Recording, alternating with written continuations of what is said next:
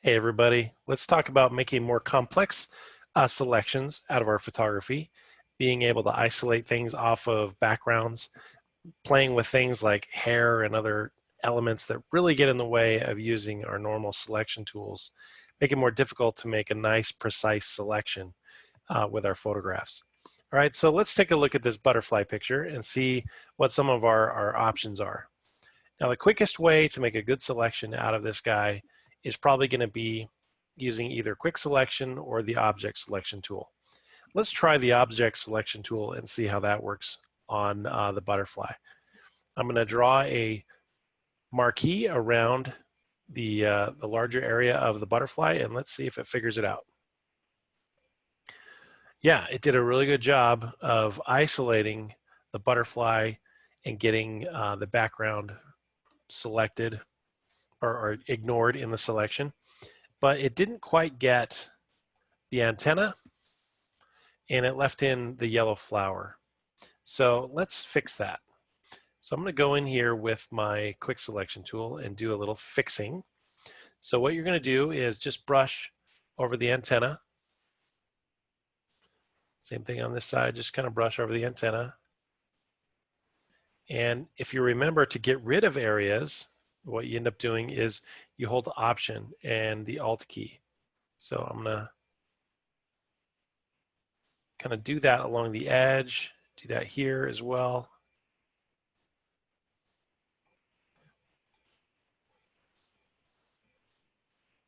And I'm letting up and letting go of the mouse as I go along. So you don't have to make a continuous brushing motion to get this to work. Just kind of pick up your tool when you need to move it along. Now, so you know, because of what we're going to end up doing with this butterfly, this delicate selection of the antenna does not have to be 100% perfect. You won't actually notice it when we put it in the next picture. So as long as it's close and in the ballpark, we're going to be able to get away with it. So that's something that I want to point out to you guys is sometimes we can get really OCD about making it absolutely perfect. And sometimes you have to if you're trying to make a really super duper precise, hyper realistic picture. But if you can get away with close, that'll speed up your process a little bit. Also, keep in mind that when you're working with different photographs, depending on their resolution and the quality, that's also going to determine how well these selection tools work. Sometimes you can be starting with a really horrible photograph that is very pixelated and is of low quality, and you're going to get poor results no matter what you do. So, okay, I've got the main portion of the butterfly selected. I used that shape selection tool and then the quick selection tool to kind of modify. So now I'm just going to copy and then go back to the garden picture I have prepared and paste and drop in that butterfly into that picture. And so what I can do is I can edit and transform and scale this guy.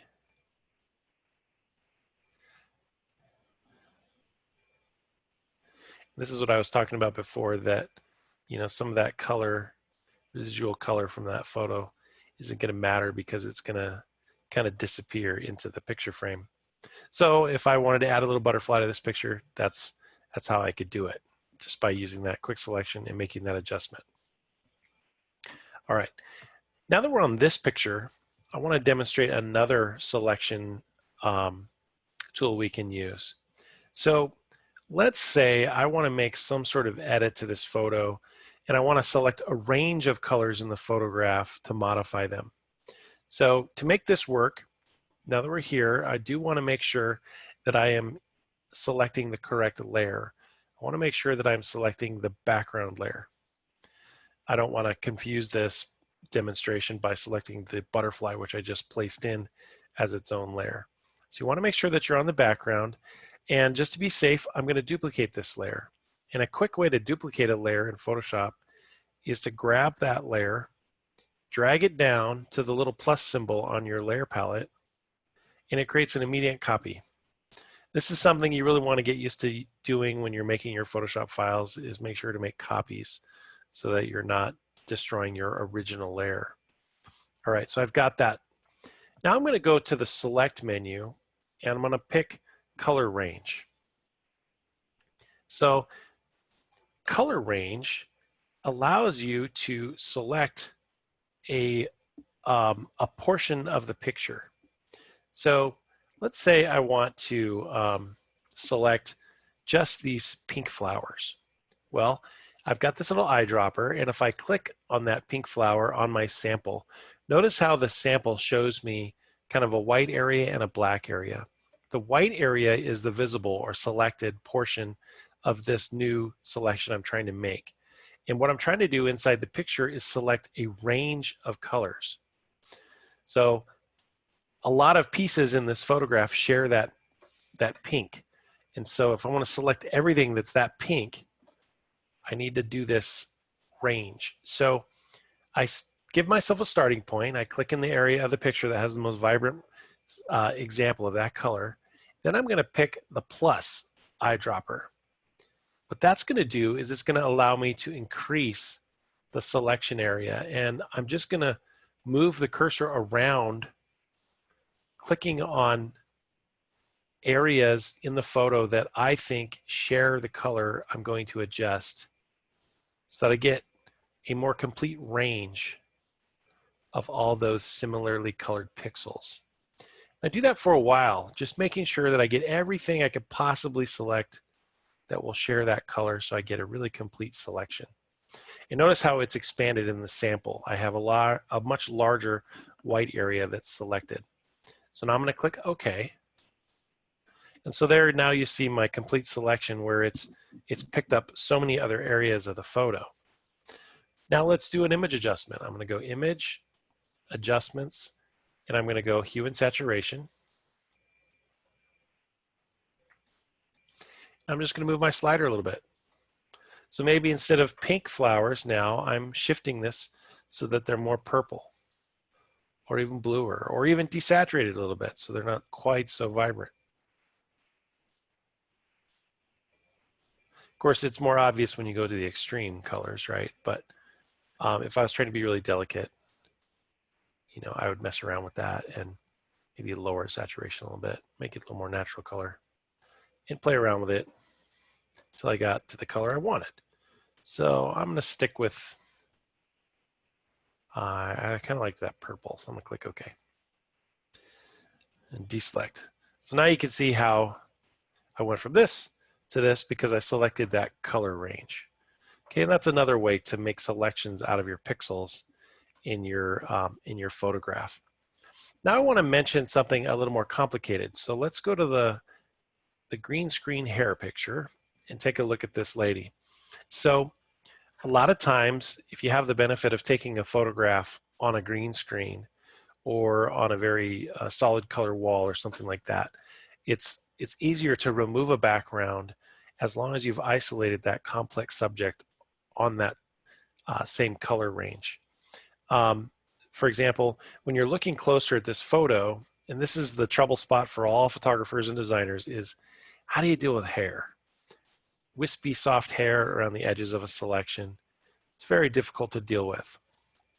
So there are some computer enhanced adjustments we can make using Photoshop that make this easier to do.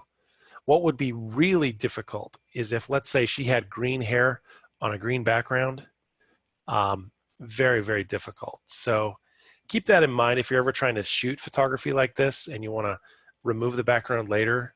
Try not to pick competing colors with your subject so that you don't make it really hard on yourself to remove the background later. So to demonstrate what we can do here, let's duplicate this layer. And I'm going to hide the original so you can see some of our options.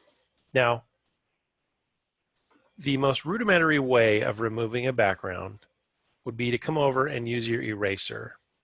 And depending on the type of eraser you are using, whether it's a soft eraser or a solid brush, you know, you could come in and just start erasing the background and just get rid of it. And a lot of times, this is the method to use.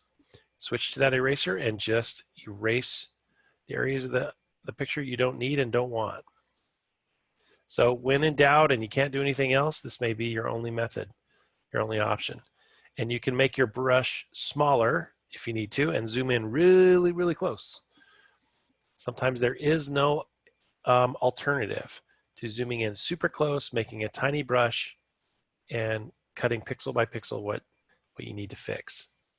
Now, I did a couple things there quickly. Let me explain it. I zoomed in and out. I used Command plus and Command minus on my keyboard. Those help me zoom in and zoom out as needed. I also changed the brush size really quickly on my eraser, and that's done using the bracket keys on your keyboard.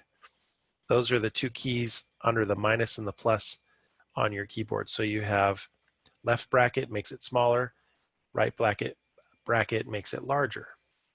Now, if you're really small and you're getting in close with those pixels, you can see how it kind of does it. Now, that's a hard edge eraser. Okay, I could also switch to a soft edge eraser, which gives it a little softer delete. And you can see it kind of fades into the background. So when using an image of a particular size and scale, that may be the way to go to delete some of those offending background pixels. But when you get up here, there's no way to erase around all these little strands of hair. You'd end up deleting most of that. And so that's one of those compromises you have to make as you're working on your picture with the eraser. Now, that being said, there is a background eraser tool, which I'll kind of mention here. This one's a little tricky to use, and there's some weird settings that you have to pay attention to as you mess around with it. Namely, when you're on the background eraser tool, you want to make sure that you're using kind of a soft brush. So you want to lower the hardness down. There's this contiguous, discontiguous, or find edges setting, which changes the way it works, the tolerance. And so sometimes, you know, there is a recipe you can try to follow to get it just right, but every picture is a little bit different. So sometimes you get a duplicate layer and you just mess around with it until you get it to work the way you want it. But let's try find edges and see what happens. That find edges setting, and I started in the green area because that's basically figuring out that, oh, I'm erasing the green. So when I get up to the edge of the subject I want to keep, it's doing a little bit better job of ignoring some of the hair area as I go along, but it's still not quite perfect. Let me try discontiguous and see what happens. We'll try erasing here, and there, that just kind of went over it. Left a little bit of a faded hairline, but so it's kind of a little wispy there. So that does a better job than the normal eraser of kind of figuring out what those edges are. But again, you have to mess around with those settings and play around with it and start by erasing the solid color and then moving into the hairline to get that part to remove. Now, there's one other way to do this, which I'm going to show you, which is pretty good. So I'm going to go ahead and hide this little practice erase layer we've been using. Go back to the original and try another duplicate layer. And I'm going to basically make sure that I am working on the copy. And here's one more thing we're going to do to make this a little bit more obvious as we work.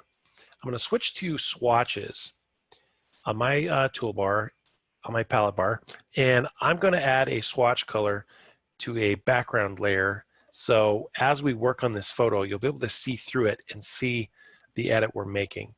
I want to pick a color that is pretty obvious, different from these colors. And so actually, I may just use white as my color.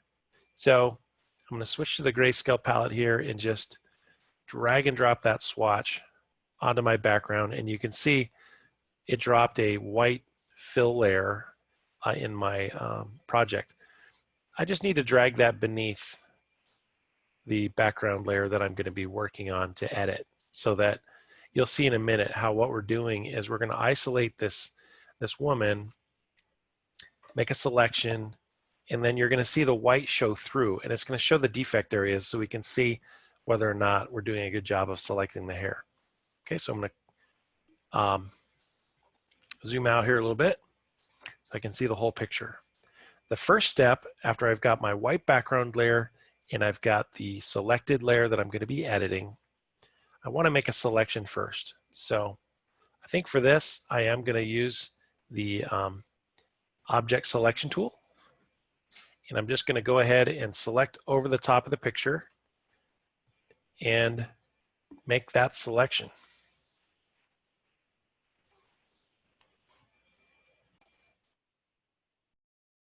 Okay, so here we are. We've got our selection we made with the select object tool, and we're ready to refine the edge and see if we can remove that pesky green background. So if you look up at the top while you have your selection active and you have the selection tool visible, click on select and mask. Okay, so here we're going to have a few more options that help us define the edge and figure out what part of the picture we're keeping and what we're removing. So if you move this transparency slider over here at the top, all the way over to 100%, you're going to see now the picture isolated against that white layer that we created in there. So we can see what has been kept in our selection. And it's kind of clumsy. You see how it's got kind of a jagged edge, and we're not really getting the wisps of hair like we want. No problem, we're going to fix that. So I'm going to switch over here to the Refine Edge tool, and it's the one that looks like a brush with like the little fingers on it. That's the one we want, and we're going to make our brush large enough to cross the edge of the hair and the edge of the sweater. All right. And what I'm going to do is just kind of brush along that edge, that defining edge between the sweater in the background and the hair in the background. And you can see how as I brush over those areas, some of those little strands of hair come back. They still have a little green in them, not a problem. But just by, and I'm picking up the mouse as I go, I'm just clicking, dragging, brushing down the sides. You can see those soft little areas started to come back. Those little delicate areas came back in. I'm not trying to brush inside the face or anything like that. I'm just going right along the edge. So you can see those little strands of hair came back.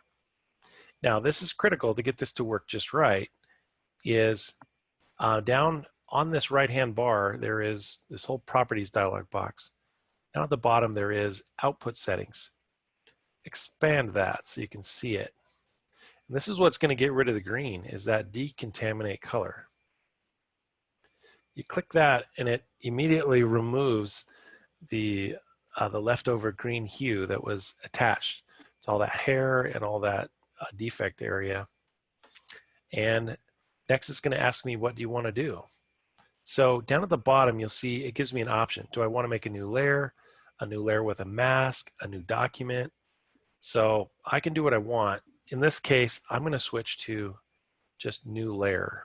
So it's going to make a new layer out of that selection that I've just modified and edited.